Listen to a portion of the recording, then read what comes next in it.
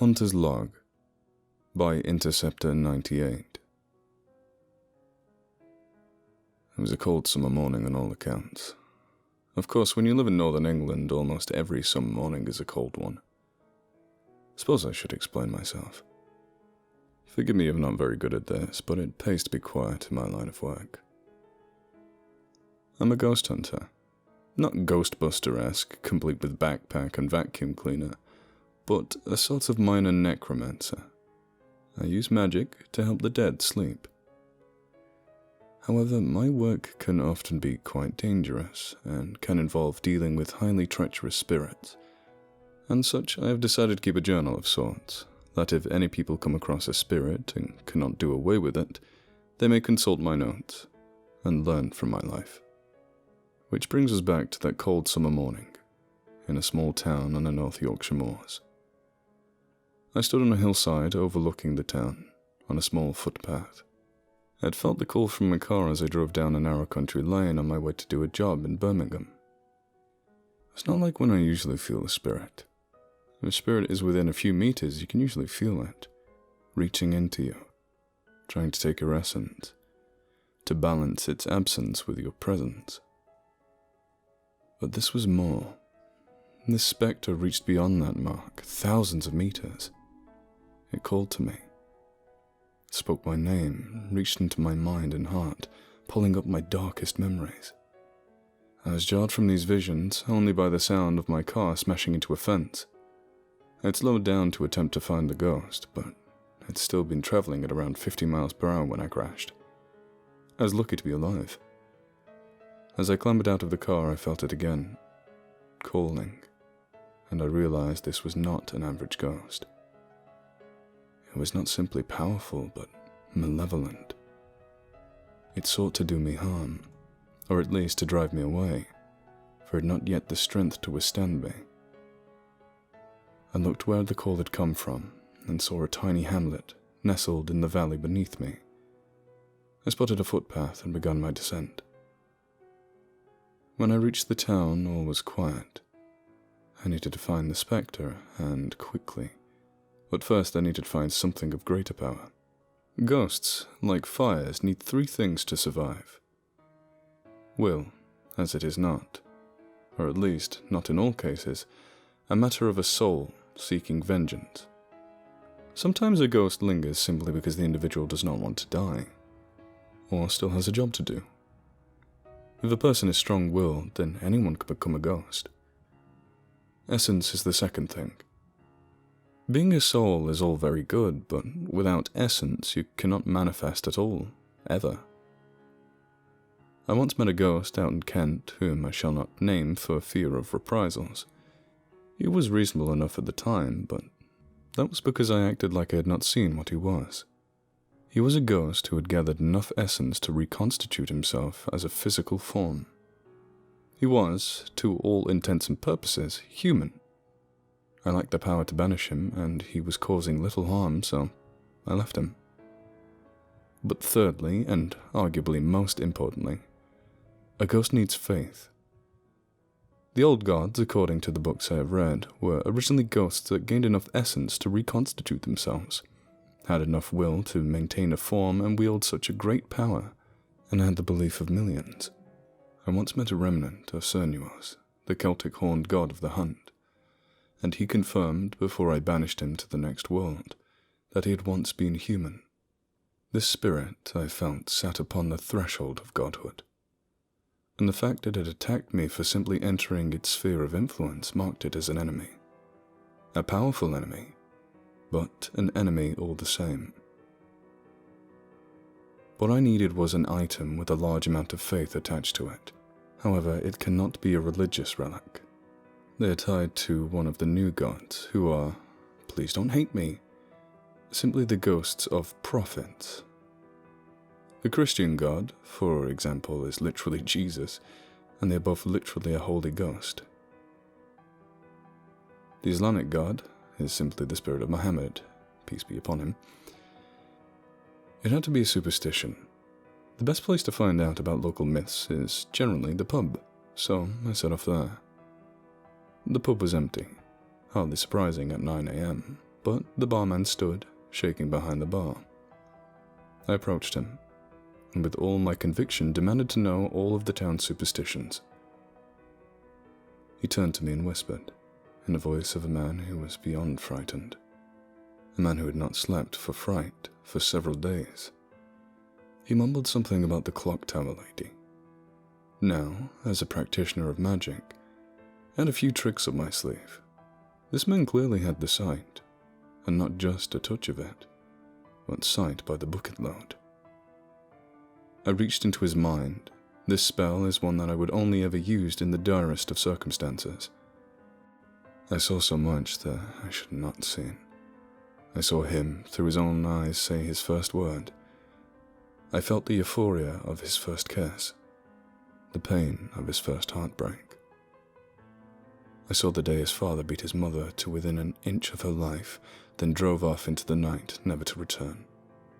All this and more crossed my mind in a handful of seconds. Then I learned the tale of the Chime Lady. She was the daughter of a pastor who had supposedly been in the clock tower with her lover. When her father had discovered her in the act of intercourse with her boyfriend, in his fury, he threw the boy from the tower, and after beating his daughter senseless, he hung her using the rope that was used to ring the bells in the tower. She did not stay dead, though. She haunted the town for over 800 years, growing in power. Exorcisms had been attempted, and she had rebuffed them all. Eventually the town abandoned it, and left the ghost to her business.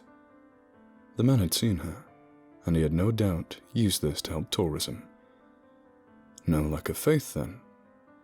The church had been used since then, and collecting essence would have been no problem because of this, and her will was evidently in the extreme. Her ghostly form had apparently driven the father to hang himself from the same rope. Then I came to the love stone. His mind was hazy about this, but it was apparently a stone under the bridge that if you sat upon it, you would meet your true love within a year. At the time, I had no way of knowing what it was. I had simply seen it in his mind, and only for a handful of seconds before being thrown out violently by a will that was not his own. The Chime Lady was within him. She screamed using him, and every bottle, every glass, and every window shattered. But it was too late. I had my weapon, and it was within touching distance. I ran as far as I could. The sky had clouded over, and a storm had begun, the clouds falling up above the church. Falling up is the only way to describe it. They were being pulled upwards, and energy was gathering in that gap, making the spirit more powerful. To finish gathering the essence it needed, I realized then and there that it had intended to devour the entire town. The Chime Lady, by my reckoning, had been a sorcerer before her death, and a powerful one at that, and managed to get to the bridge without further incident. The ritual was taking up the majority of her attention, but we were both rushing to get what we needed. As such, I took a chip off the rock, as the whole thing was much too large to carry. I fear for the ghost hunters of tomorrow, as people become less superstitious by the day. I had the stone, or at least part of it, and could feel the saturation of an eternity of faith. It would serve as a powerful focus. The ghost most likely had used a blood sacrifice to power this ritual. That would mean that it had either possessed a victim, dangerous but not as bad as the alternative, or that it had manifested, meaning it would not be easy to defeat as a simple incarnation in the forgotten language of the Fae folk. I ran back through the streets and came under attack from a swarm of birds, ravens that shrieked and ran their claws at me, cutting and shrieking.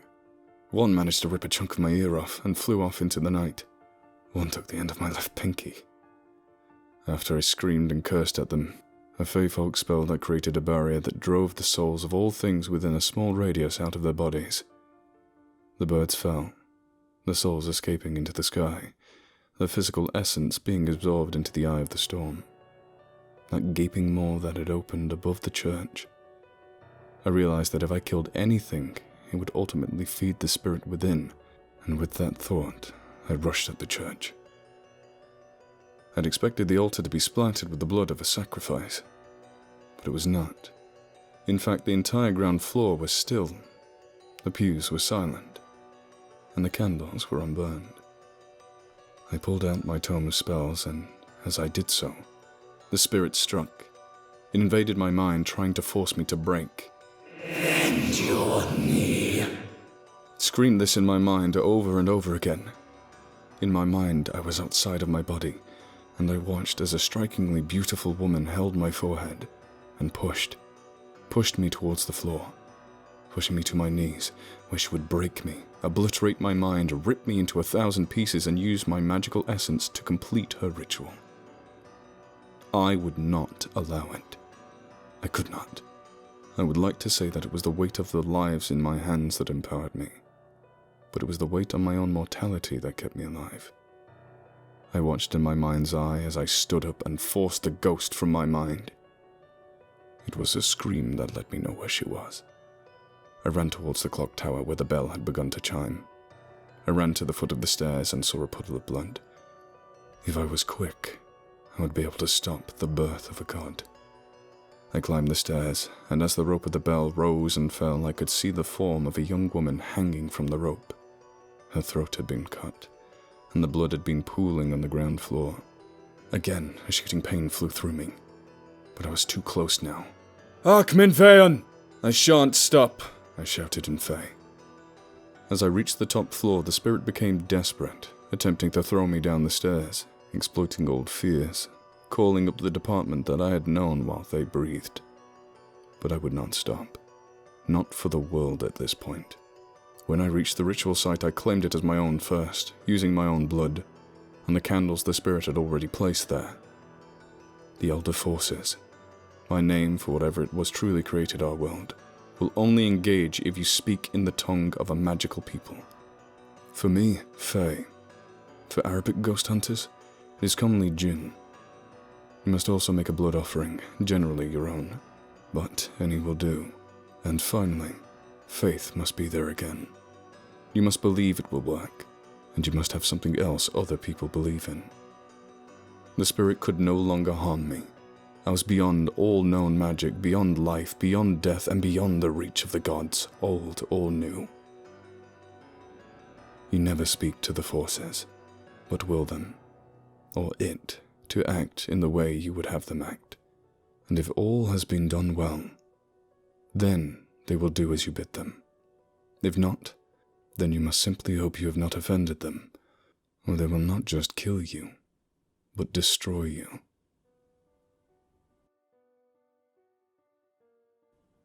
I woke up on the floor of the church a few hours later. The presence was not gone, but confined to the rock I now held in my hand. It was over. As I sit here, typing this account now, I cannot help but wonder what happens to those who cross, and what happens to the ghosts that just vanish. There are questions I doubt I will ever answer. I hope to one day find out for myself. As for the Chime Lady, she lives on, in all her glory within the rock that sits on my desk, as a paperweight.